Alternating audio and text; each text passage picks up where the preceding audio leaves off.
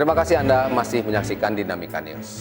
Pemirsa, ingin tampil beda, pengrajin produksi tahu Enjoy di Kampung Kebon Kelapa, Desa Cimandala, Kecamatan Sukaraja, Kabupaten Bogor ini memiliki ciri khas tersendiri.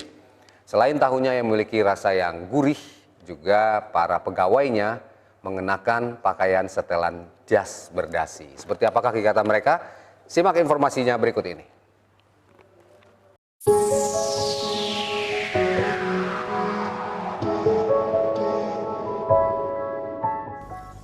Untuk menarik perhatian konsumen, pengrajin tahu di Kampung Kebon Kelapa, Desa Cimandala, Kecamatan Sukaraja, Kabupaten Bogor, kini tampil beda.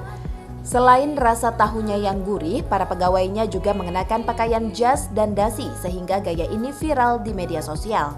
Produksi tahu Enjoy yang sebelumnya sempat ramai diperbincangkan di televisi dan viral di media sosial, namun karena di masa pandemi sekarang para pengrajin tahu ini nyaris gulung tikar lantaran harga bahan baku kacang kedelai di pasaran saat ini melambung tinggi. Hikam, salah seorang pengusaha tahu, mengaku produksi tahu Enjoy yang sudah 2 bulan ditekuninya telah memiliki gaya dan ciri khas tersendiri. Para pegawainya diwajibkan mengenakan pakaian jas dan dasi layaknya pegawai kantoran. Penampilan ini untuk menarik perhatian konsumen. Hikam menceritakan sebelum dirinya menjadi pengusaha tahu, ia juga pernah bekerja sebagai pembuat tahu dengan orang lain. Lantaran tertarik dengan omset penghasilan yang cukup tinggi, ia pun mencoba membuka usahanya sendiri hingga sekarang.